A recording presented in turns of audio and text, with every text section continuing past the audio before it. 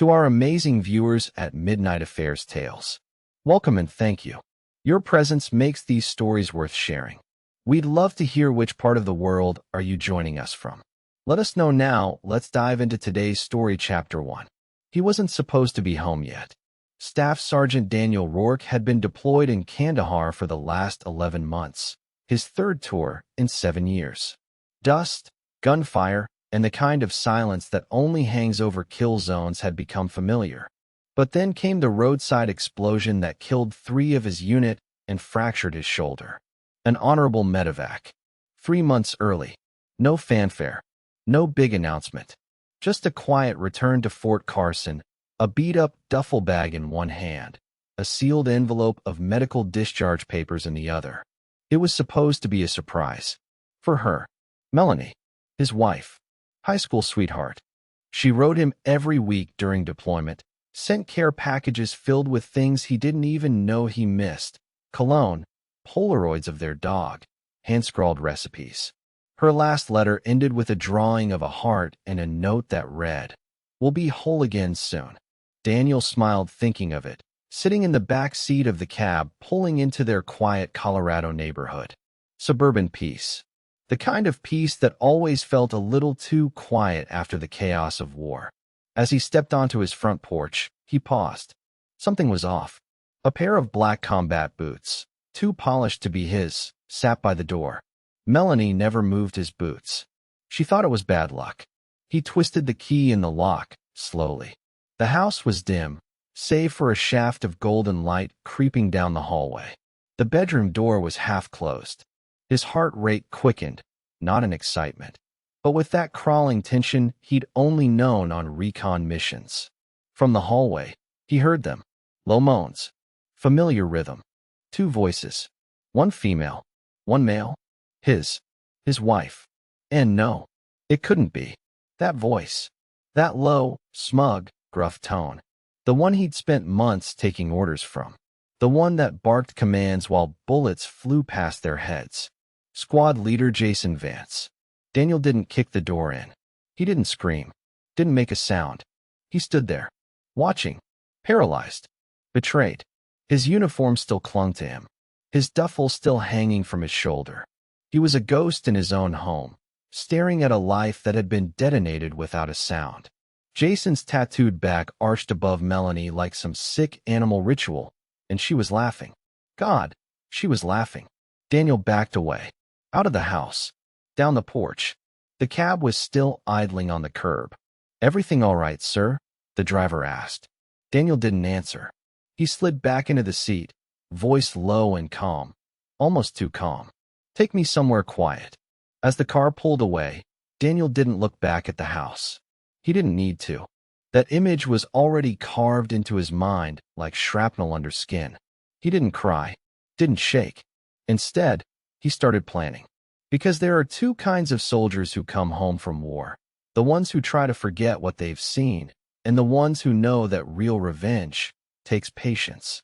The cab took Daniel to the far side of town, where motels didn't ask questions and the walls were thin. He paid in cash. No names. No paper trail. His first night back on American soil, and he spent it lying on a mattress that smelled like bleach and regret, staring at the cracked ceiling, eyes wide open. Sleep never came. Images did. Vivid, searing. Melanie's laughter. Vance's hand gripping the bedsheet. The creak of the mattress. That final betrayal hit harder than any mortar blast. But what twisted Daniel's insides wasn't just the cheating, it was who she chose. Jason Vance. The same man Daniel had taken bullets for. The same man who dragged him out of a firefight once, only to mock his limp days later. Vance, the guy who wore leadership like a costume, whose moral compass was as shattered as the mirror in Daniel's motel room. By morning, Daniel had made a decision. He wasn't going to confront them. Not yet. No shouting. No accusations. That's what they'd expect. That's how Vance operated. Get loud. Get dominant. Burn the truth to the ground. Daniel would go quiet. Strategic. Because revenge, when done right, doesn't explode. It unravels. Slowly. Silently. Like poison in a glass of water. He started with information. He still had access to the base. His ID hadn't expired yet, and no one knew he'd returned early. He slipped into the back gates in a borrowed hoodie, scanning the base like a ghost haunting its old home. Jason Vance's office. Still active. Melanie? Her car now parked in the base housing unit assigned to unaccompanied family members, a technicality for spouses whose partners are still deployed. The irony tasted bitter. Daniel went deeper. Contacted an old buddy from Intel, Ramirez, a quiet analyst with a tendency to owe favors. Over beers and half-truths, Daniel learned just how deep the rabbit hole went. Turns out, Vance had a reputation. Not official, of course, but enough whispers circled through the barracks. Affairs, manipulation, a knack for targeting the wives and girlfriends of subordinates. There was even talk of a sergeant who transferred out after a domestic situation. No one asked questions. No one wanted the blowback. But Daniel wasn't just anyone. Not anymore. He'd always followed orders. Always played the good soldier. Until now. Now, he was planning a campaign. Not one fought in the open, but one that would collapse everything Vance held dear. His career, his reputation, his control. He began collecting evidence. Photos, messages, base surveillance logs. Ramirez slipped him more than he asked for. Texts between Vance and Melanie, some going back 6 months. Even during deployment. Especially during deployment. Daniel didn't flinch. Every new piece of information became another brick in the wall he was building, one that would eventually fall and crush them both. He found out Vance had applied for a promotion. A major step up, desk position, higher clearance, cushy benefits. But the process was still in vetting. One anonymous complaint with hard evidence could derail the entire thing. But Daniel didn't file it. Not yet. He wanted Vance to feel safe first. That's when Daniel made his first move. He mailed Melanie a postcard. No return address. Just 5 words, handwritten in capital letters. I saw everything. Be ready. He imagined the panic in her eyes, the scrambling to explain to Vance, the unraveling of their false security. He wanted them looking over their shoulders, wondering who was watching. Because someone was. Daniel. Always watching. Always waiting. And he was just getting started. Vance didn't flinch the first week.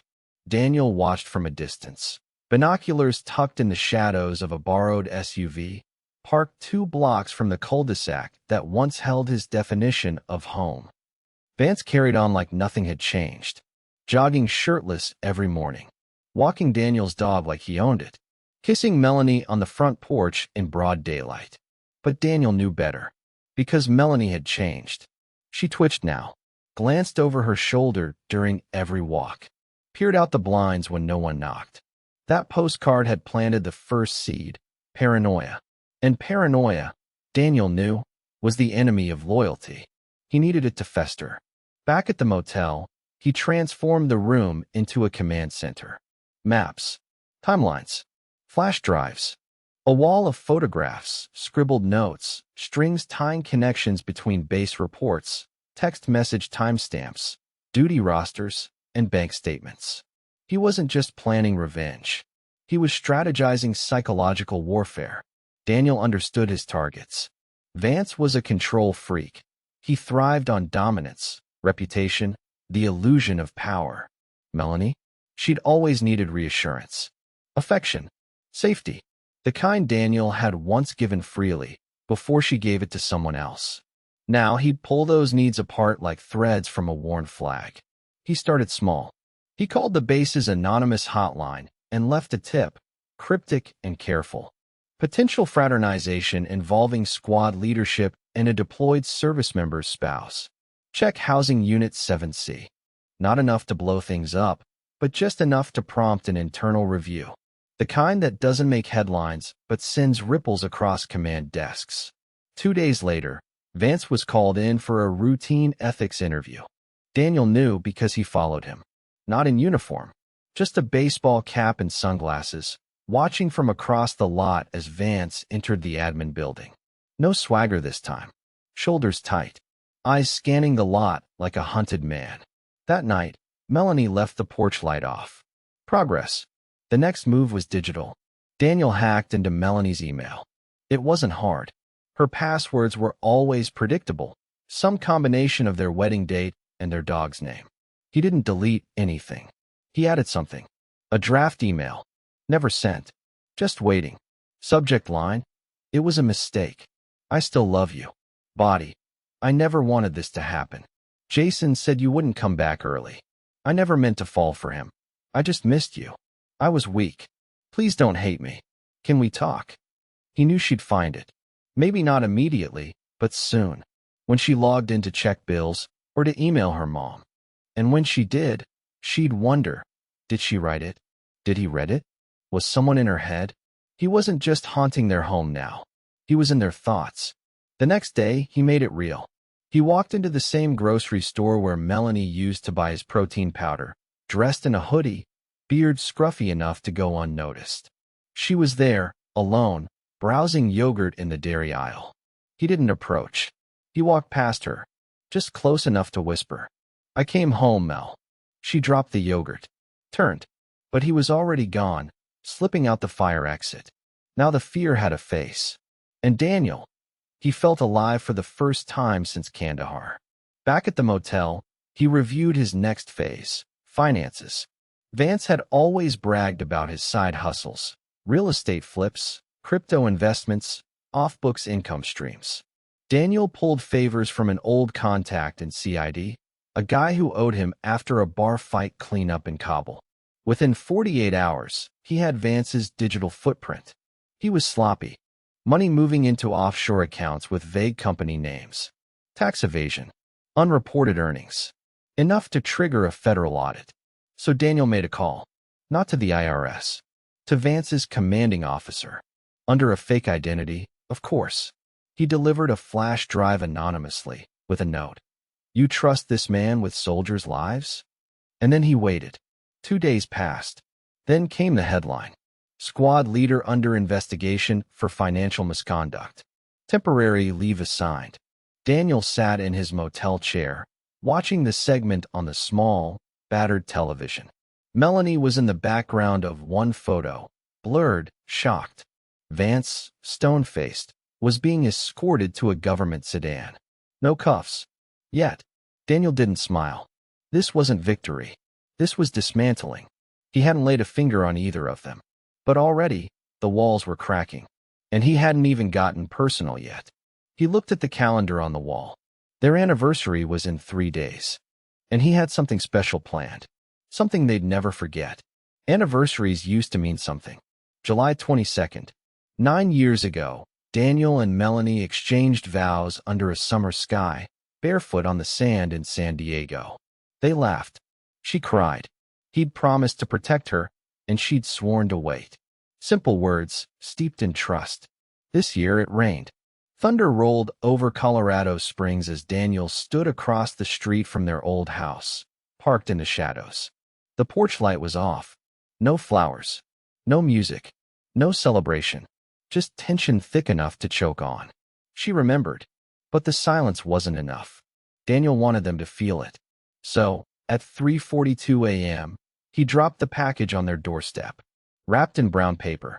No postage. No return address. Inside, a framed photo, one of their wedding pictures. The original. Not a copy. The same one that once sat on Melanie's nightstand. Only now, the glass was cracked clean across the middle, and in black ink across the smiling faces, someone had scrawled, "Till betrayal do us part." He didn't stay to see her find it. That wasn't the point. He wanted the unease to linger, to spread like frostbite beneath the skin. By the next morning, Melanie had changed her locks. Too late. Daniel already had copies. Still, he needed to step closer. He shaved, bought a clean set of civilian clothes, slipped into the base like a visitor, posed as a returning vet needing to pick up paperwork. No one questioned him. They never do when you walk like you belong. In the main hall, he saw her. Melanie, walking briskly, head down, phone clutched in one hand. She looked thinner, hollow, like someone carrying a weight she didn't understand. Daniel ducked into a side office before she saw him. She was cracking. Good. Time for the next mask. Forgiveness. That afternoon, he sent a letter. Handwritten. No threats. No accusations. Just 7 haunting words. I forgive you. But I never forget. He left it unsigned. The kind of thing that could be misinterpreted. Was it Daniel? Was it Vance? Was it someone else? Let their imaginations rot them from the inside. And it worked. By nightfall, Melanie had blocked all social media accounts. Even changed her email address. Daniel watched it all in real time, thanks to spyware embedded on her old devices. A gift from Ramirez, discreetly installed via a clone drive. That night, Vance returned. Daniel watched him pull into the driveway in a different vehicle, his old Charger gone, probably seized by investigators. He slammed the car door, paced the driveway in a storm of frustration, then kicked over a trash can. Melanie didn't come outside to help. They were fracturing. Daniel felt the old itch again. The military called it situational dominance. The moment you gain control of your environment, not with force, but with insight. Leverage. He was there now. So he made contact. He texted Vance from a burner number. Still think you're untouchable, sir? No reply. He waited an hour, then followed up. You slept with the wrong soldier's wife. Still nothing. Until midnight. Then came the call. Vance's voice, furious and frayed. Who the hell is this? Daniel didn't answer. He just breathed. Slow. Steady. War had taught him how terrifying silence could be. Vance hung up. 2 minutes later, another message. You think you can scare me? I've survived worse than you. Daniel smiled. He wasn't trying to scare him. He was conditioning him. That week, Daniel began his final infiltration, Melanie herself. He left flowers on her windshield. Her favorite, peach peonies. No note. No signature. Just the gesture. She called her sister. Daniel knew because he tapped the phone. Someone left them for me. I don't know who. Jason says it's probably Dan. He's losing it. He's paranoid. She paused, then whispered, but sometimes I wonder, what if it is Daniel?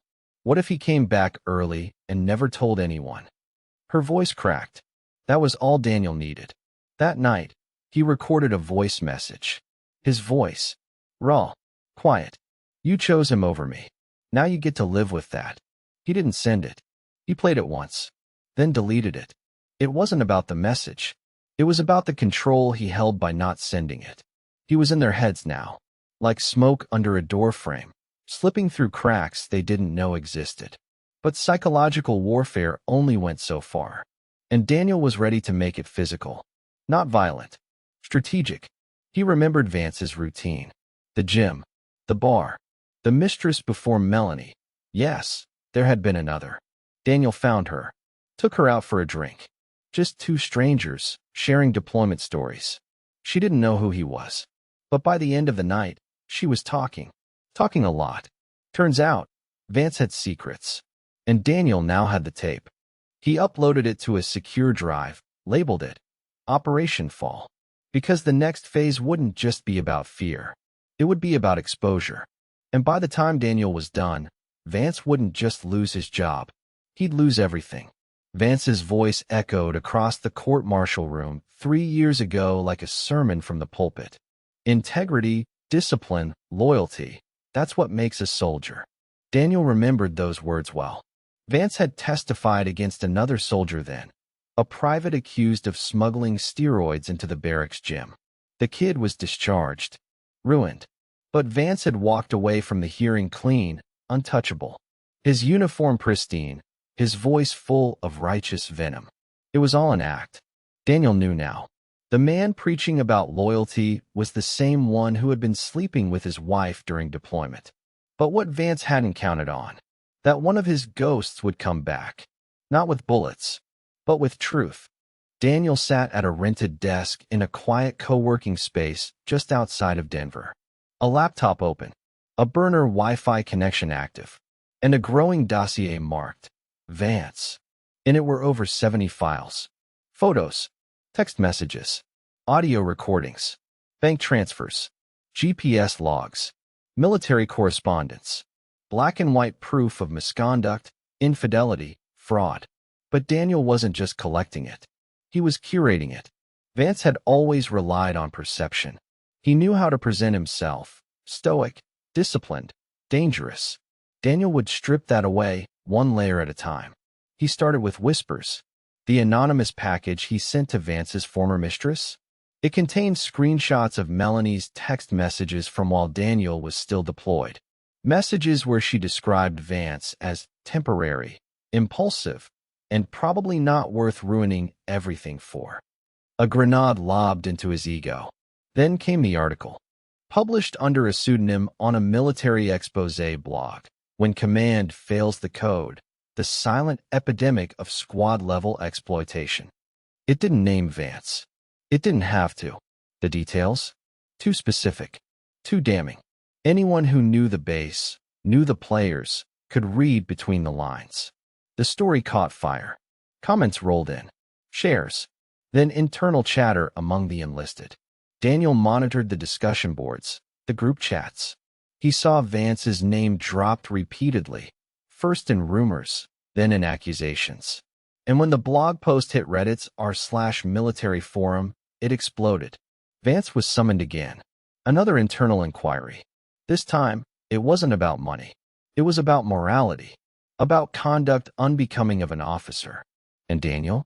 He watched it unfold from his car, parked across from the same chain coffee shop where Vance once made Melanie laugh over pumpkin scones. That memory used to gut Daniel. Now it just fueled him. He wasn't done. Because ghosts? They don't just haunt. They appear. Daniel mailed Melanie a USB drive. No label. Just a post-it note. If you ever wonder why. Inside was a recording. From a year ago. Daniel's last night on base before deployment. He and Vance in the barracks, drinking a final beer. "I trust you with everything, man," Daniel said, his voice slurred but warm. "My life. My wife. All of it." And Vance, laughing. "You're too damn loyal, Rourke. That's your problem." Silence. Then, "She's beautiful, though." Just a second too long. That hesitation. That tone. Now, hearing it with new ears, it was dripping with contempt. Melanie would hear that too. Daniel hoped it would crack whatever illusion she still clung to. But the final blow for Vance came from someone unexpected. Private Elena Creighton, one of the youngest in Daniel's former squad. Quiet, fiercely intelligent. She'd been reassigned after Daniel's medevac. Disappeared from the system for a while. Daniel tracked her down. She was hesitant at first, scared, even. But after hours on the phone, and a private meeting in a public cafe, she cracked. "Vance used me," she whispered. "Made promises. Told me I'd get promoted if I kept quiet." She handed Daniel a flash drive. Videos. Messages. Enough to bury Vance in both military and civilian courtrooms. Daniel gave her his word. "You won't be dragged into this. I'll be the ghost behind the curtain."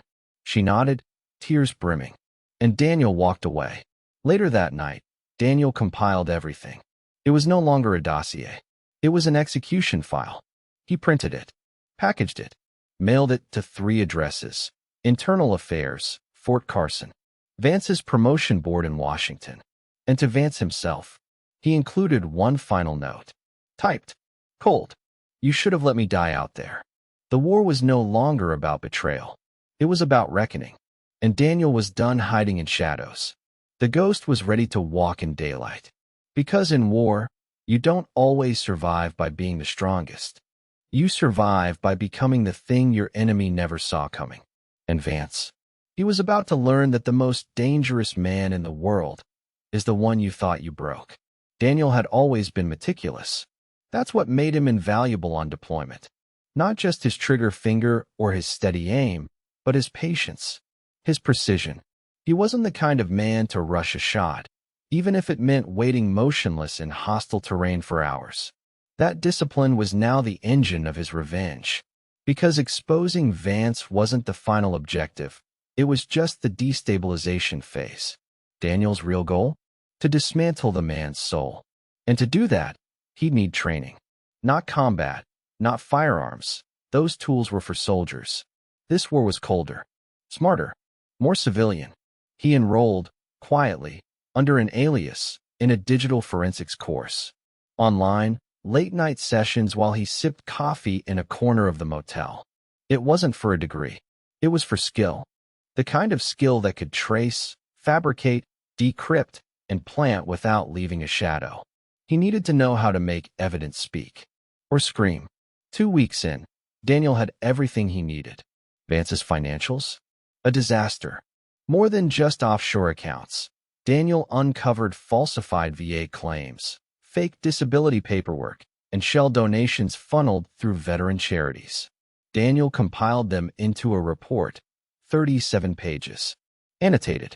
Cited. With 3 damning attachments, a bank statement, a falsified W-2, and a redacted confession Vance made during a therapy intake form at the base clinic. He dropped the report anonymously into the inbox of Major Whitaker, the internal affairs officer Daniel knew had once threatened Vance's career over a bar incident in Kuwait. He didn't stop there. Melanie, it turned out, had secrets of her own. The spyware Daniel used wasn't just for watching. It learned, tracked patterns, saved keystrokes, surfaced deleted messages. Daniel discovered she'd been having second thoughts. Not because she missed him, but because Vance was unraveling. He had mood swings now. Paranoia. Threatened to handle whoever was haunting them. She was scared. And that fear, Daniel would turn it into a weapon.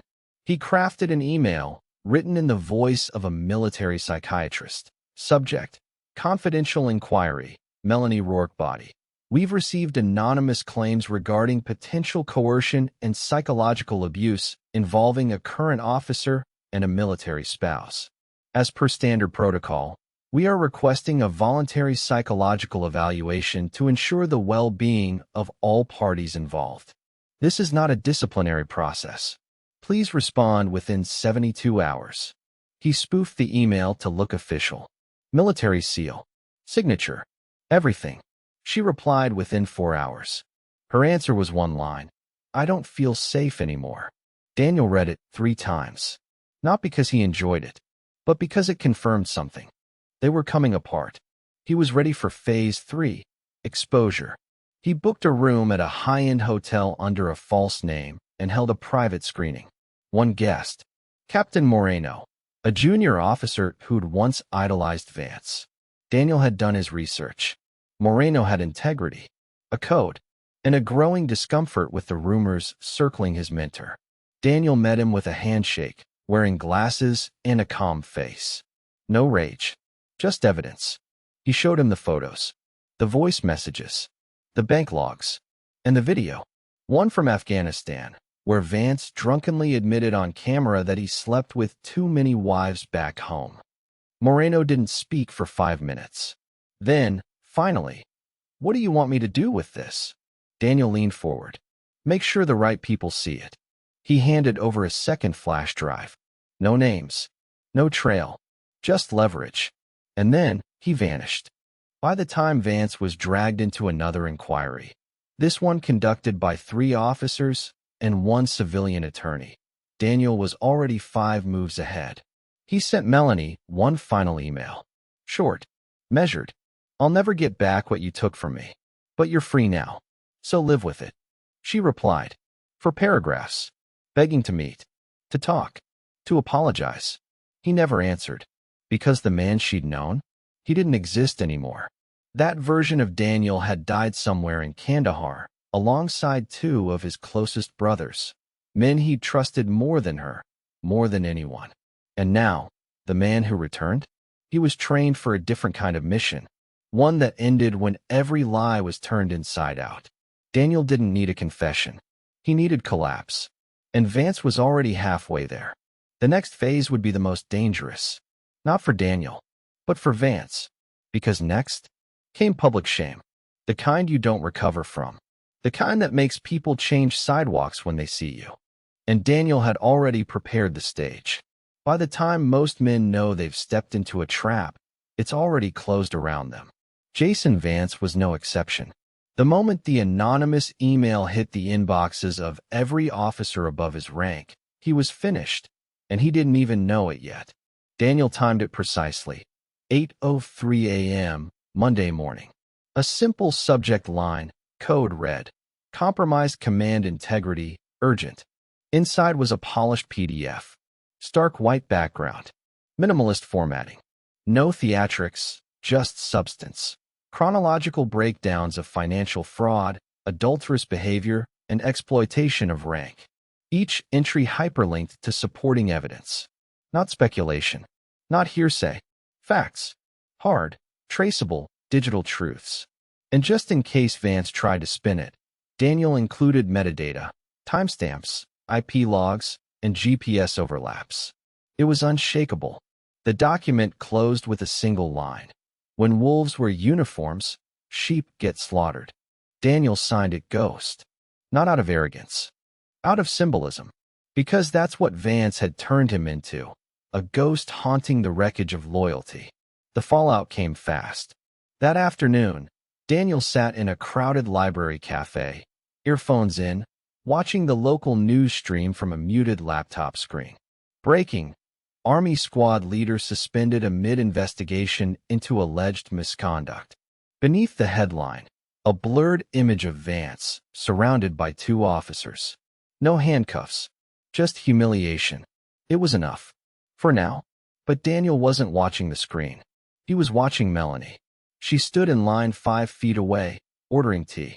She hadn't seen him. She looked exhausted. Hair tied in a loose bun.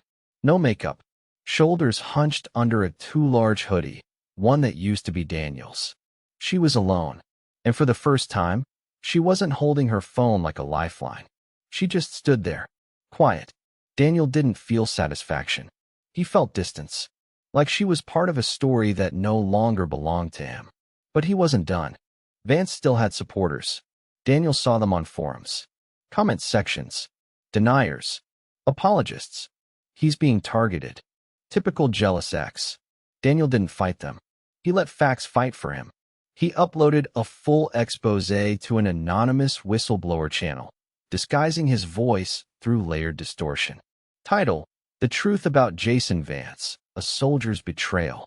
It opened with one photo, Vance and Melanie, together, timestamped 3 months into Daniel's deployment. Then the audio kicked in, recordings of Vance bragging, mocking fellow soldiers, referencing Daniel by name. Rourke?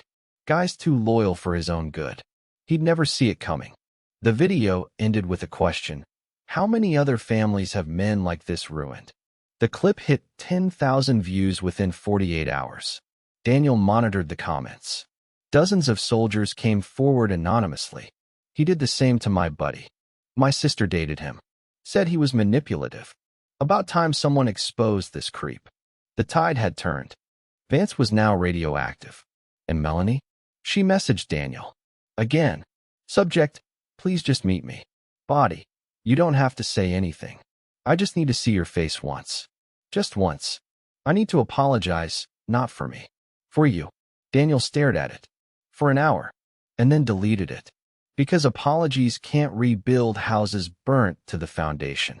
He wasn't looking for closure. He was executing a mission. And the next objective? Burn Vance's last bridge, honor.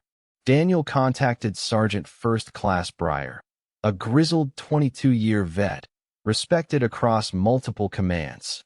Daniel didn't need to convince him. Just sent him one file.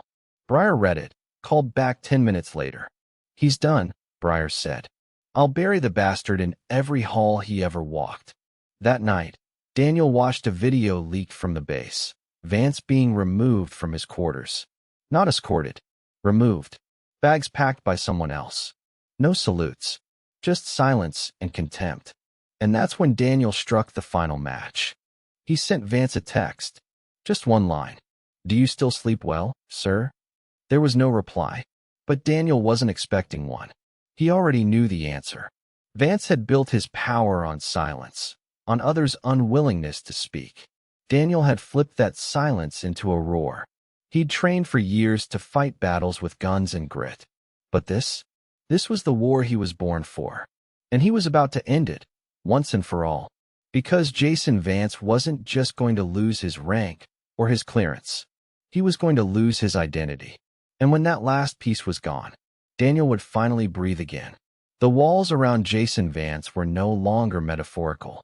2 weeks after the internal inquiry erupted, he was confined to base housing under administrative restriction. No visitors. No civilian communication without prior approval. Not quite prison, but close enough to feel the air thinning. For a man like Vance, built on the illusion of control, it was torture. And Daniel knew it. Because he was the one who designed the cage. But he wasn't satisfied. Not yet. Vance could still rebuild. Still pull favors, file appeals, twist the system into sympathy. Men like him didn't just fall. They stumbled, then claimed injury, then spun it into redemption.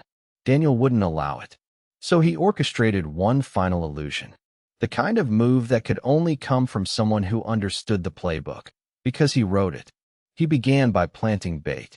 An email sent anonymously to Vance's private backup account, the one Daniel had uncovered weeks ago through a forgotten two-factor authentication request. The message appeared like a mistake, an accidental forward, but it was deliberate. Subject, file leak. It's time he pays attachment. A single .zip folder titled Melanie_audio inside. Nothing. Just a corrupted audio file and a line of metadata that read, voice message from 2/16, hallway confession. Daniel knew Vance's weakness, paranoia. He'd spent years manipulating others with half-truths, misdirection, and just enough charm to keep people off balance. Now, Daniel fed him his own poison. Vance fell for it. Within 24 hours, he accessed the file, tried to decrypt it, failed. Then, predictably, reached out to the one person who might help, Melanie. Daniel had already prepared for that. He intercepted the message using the spyware still active on Melanie's tablet. There's a file. They're saying it's of you, talking about me. You need to delete it. I don't know who's behind this. Probably Rourke. Melanie hesitated. She didn't respond. Instead, she called someone else. Her sister. I'm scared, Jenna, she whispered. Jason's unraveling. He keeps talking about Daniel like he's the devil. But it's not Daniel I'm afraid of anymore. Daniel smiled when he heard that. She was beginning to see it. That Vance's charm was just armor. Cracking. Daniel waited another day, then triggered the second phase. He uploaded a new file to a private, encrypted drive and accidentally leaked the link to a subreddit frequented by base personnel. The file was titled, Operation Betrayal, Full Timeline. It spread like wildfire. Daniel didn't attach his name. He didn't have to. The evidence stood on its own. Chronological logs of Vance's affairs, screenshots, falsified documents, whistleblower statements, each marked with unit codes and dates. Even those who wanted to defend Vance found themselves speechless. By sunset, soldiers were calling him the Predator in command. Daniel watched from a bench outside a diner, his laptop glowing faintly in the dying light. Then came the moment he'd been preparing for. Vance broke protocol. He left the base. No authorization. No clearance. Desperate, he drove to Melanie's house. Sloppy. Loud. The neighbors heard shouting. A door slam. The sound of something breaking. Melanie called 911. And then Daniel saw it, real time, on the security feed he had rerouted to his phone weeks ago. Vance pacing on her porch, sweating, furious, talking to himself. The police arrived 8 minutes later. Guns drawn. He went quietly, not because he was calm, but because he was cornered. Daniel waited until the news broke. Army officer arrested after breaching base protocol. Investigation into domestic threats underway. And then he made his final move. A personal letter. Typed. Signed with his real name this time. It read, Jason, you taught me that soldiers don't break. That we adapt. Overcome. You forgot that applies to the ones you step on, too. This isn't revenge. This is equilibrium. I'm not coming for you anymore. Because there's nothing left of you to find. You did this to yourself. I just took the gloves off. Rourke. He mailed it to Vance's holding cell address. Certified. Tracked. Daniel didn't want it lost in the system. He wanted him to hold it. To read it again and again in the dark. Melanie filed for separation the next morning. She also requested a restraining order. Not against Daniel. Against Jason. The tables had turned. The predator had become prey. But Daniel wasn't gloating. He wasn't celebrating. Because real justice? It doesn't look like vengeance. It looks like a man alone in a uniform he no longer deserves, with no one left to salute him. And the final scene was almost here. Justice doesn't always come in a courtroom. Sometimes it arrives dressed in civility, speaking calmly, smiling with clean teeth. And when it does, it leaves no room for screaming. Just silence and the thud of consequence. Jason Vance now stood before a military review board, not in full dress blues, but in a muted officer's uniform stripped of commendations. His eyes, once so smug with dominance, now flicked nervously across the panel of brass, staring him down. He looked small. Daniel watched from the back of the gallery. Not officially invited. Not technically permitted. But Daniel had made friends in places Vance had only ever used. He'd been slipped a pass, a uniform nod, and a seat. He didn't need to speak. The evidence already had. The board presented everything. Misuse of authority, sexual misconduct, falsified documentation, financial deceit. Melanie's statement was read aloud. So was Private Creighton's. Vance's face twitched with each name like a soldier flinching from sniper fire. For the first time in his life, Jason Vance had no defense. No charm. No fallback. Just the truth. And it was brutal. By hour 2, the board chair looked exhausted. He leaned forward, fingers tented. We find Staff Sergeant Jason Vance unfit to retain rank, unfit for continued service, and permanently barred from any future government position involving security clearance. There was no applause, no reaction, only the echo of boots as guards stepped forward to escort him out. Daniel didn't watch him leave. He turned and walked away, out of the building, into the parking lot, into air so crisp it cut. But something was missing.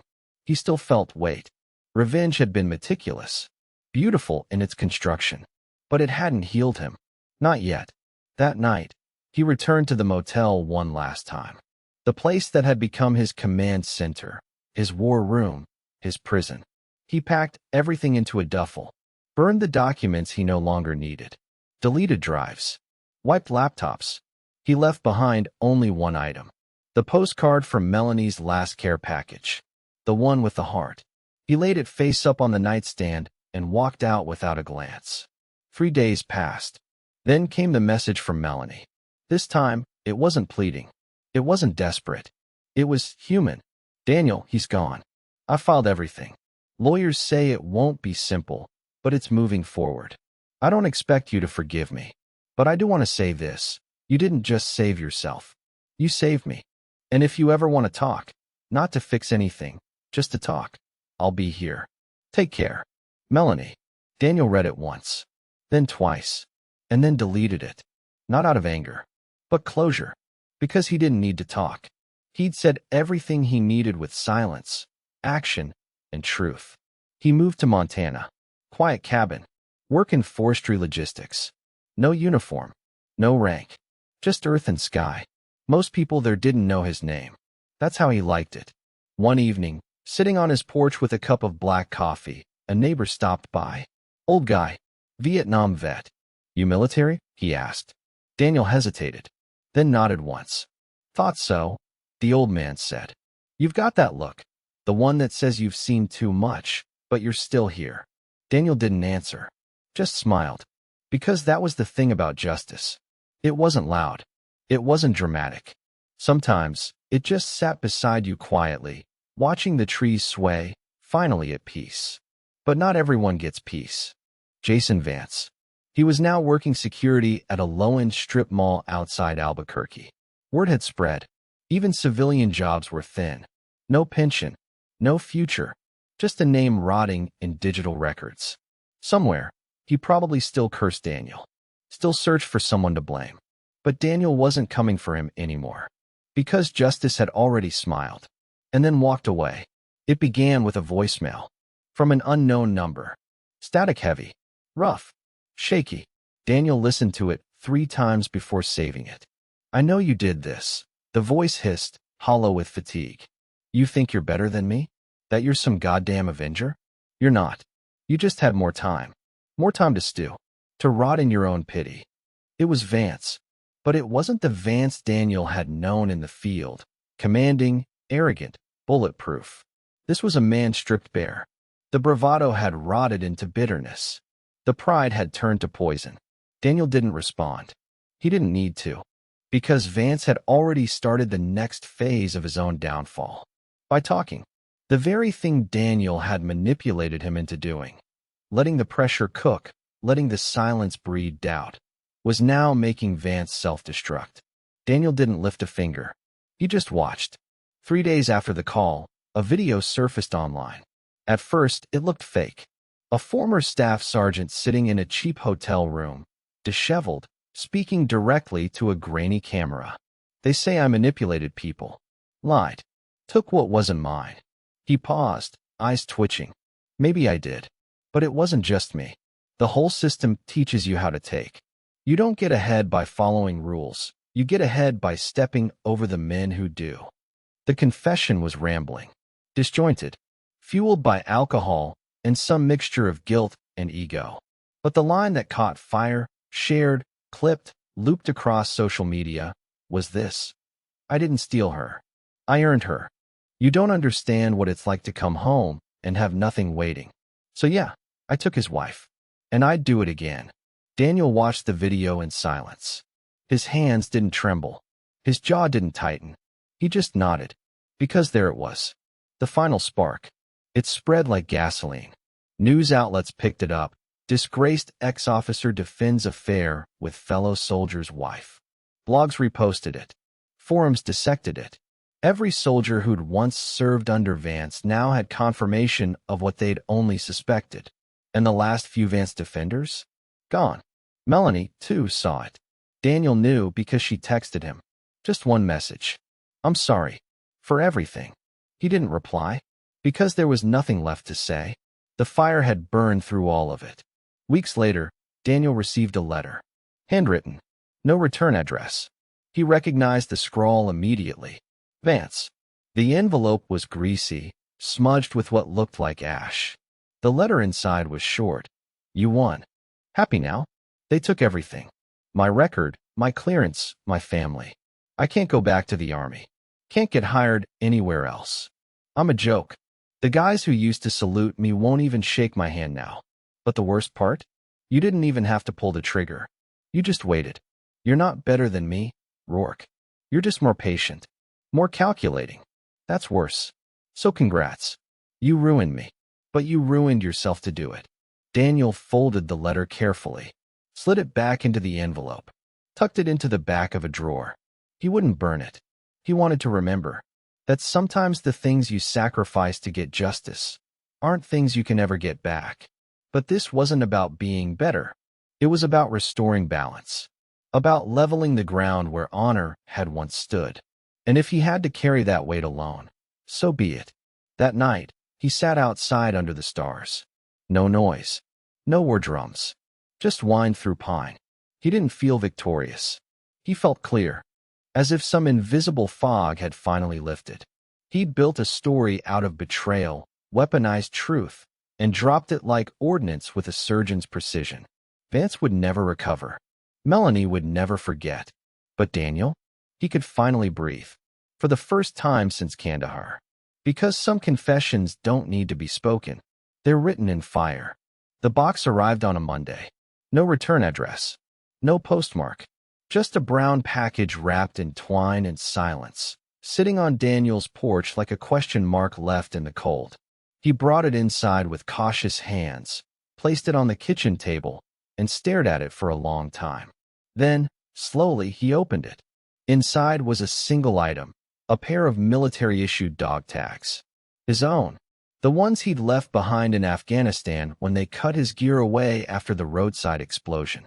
He hadn't even realized they were missing. In the chaos, in the surgery, in the dust and blood, he'd assumed someone bagged them and sent them into a forgotten drawer in some base archive. But now here they were. Clean. Polished. and resting atop a folded piece of desert camouflage fabric that didn't belong to him. A fragment of Jason Vance's old tactical shirt. Pinned to it, a note, handwritten in a nervous scrawl. I never kept anything that wasn't mine. Except this. No name. But Daniel didn't need one. He closed the box, pressed the lid down slowly, and exhaled through clenched teeth. This wasn't an olive branch. It was an admission. The dog tags weren't a gift. They were a symbol. A man returning something he'd stolen without ever saying the words. But that wasn't what twisted Daniel's gut. It was the question beneath it all. Why now? The answer came 2 days later. A news blip buried under national headlines. Former Army officer Jason Vance found dead in Albuquerque motel. Suspected overdose. No signs of foul play. No suicide note. Just a bottle of painkillers, an empty whiskey glass, and an envelope addressed to Military Records, Fort Carson. Inside the envelope, his own dog tags, and a photograph of Melanie. The one from Daniel and Melanie's wedding. The same one Daniel had once defaced and left on her porch. Daniel sat alone that night, holding his own tags in one hand and staring at the photo of Vance on the news report. He looked tired, unmade, as if the war had finally caught up with him long after the battlefield. Daniel didn't feel joy, no satisfaction, just stillness, not forgiveness, not grief, just the echo of something finishing itself. He attended the burial. From a distance. No honors. Number 21 gun salute.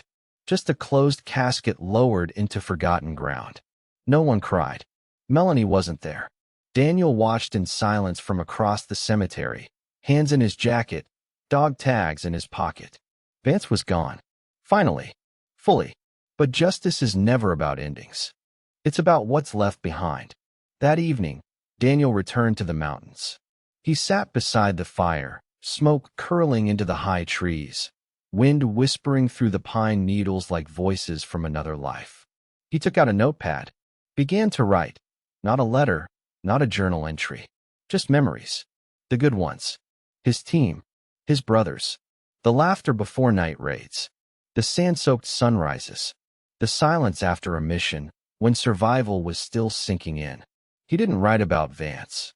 Didn't need to. That chapter had closed with the final breath in a motel room and a pair of returned dog tags.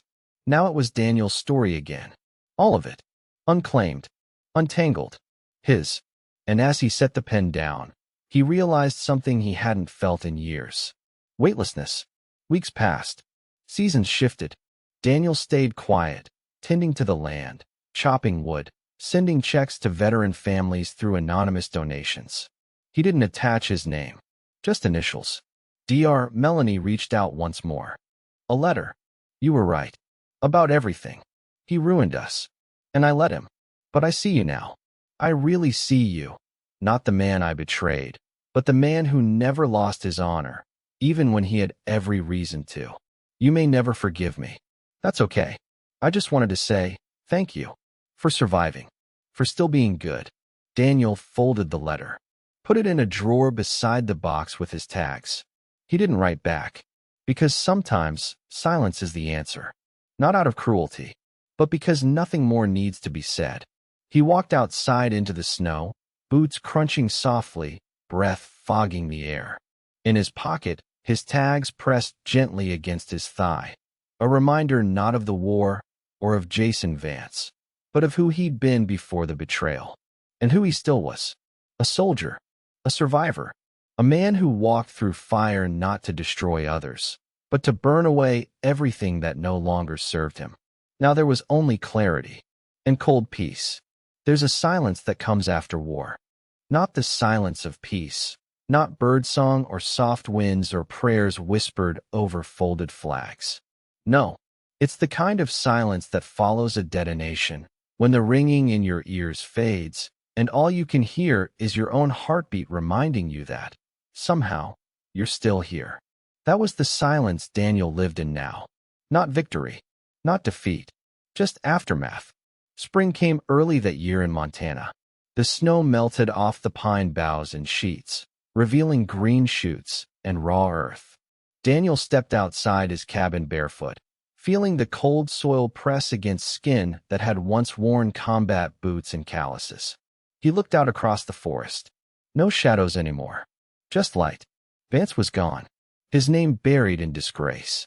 His story whispered in military corners as a cautionary tale of arrogance, cruelty, and the quiet soldier who brought him down without ever lifting a weapon. Daniel had done what no tribunal could. He'd created justice from the rubble of betrayal. But justice doesn't restore what was lost. It doesn't bring back the trust or the warmth or the man he was before the war. Daniel understood that now. Revenge, it doesn't fill you. It empties you. But maybe, just maybe, once you've burned it all down, you can rebuild something better in its place. Not from vengeance. From truth. He went inside, hung his dog tags by the fireplace, right above a photo of his old unit. All of them together. Laughing. Alive. Some of them were gone now. Some would never understand what he'd done. But he hadn't done it for them. He'd done it because it was right. Because some men need to be stopped before they destroy more lives. And because every soldier deserves to come home without finding the war in his own bed. So, if you're hearing this now, remember this. Betrayal doesn't end with heartbreak. It ends with reckoning. And sometimes, the quietest man in the room is the one who'll bring the whole damn house down. This was Daniel's story. But it could have been anyone's. A brother. A friend. Maybe even yours. Because loyalty is a dangerous currency. And when it's stolen, the debt always comes due. If this story shook you, made you think, drop a comment. Share it with someone who needs to hear it. And don't forget to subscribe for more chilling, true-to-life stories like this. This was he returned from deployment early and found his wife with his squad leader. And this story is finished.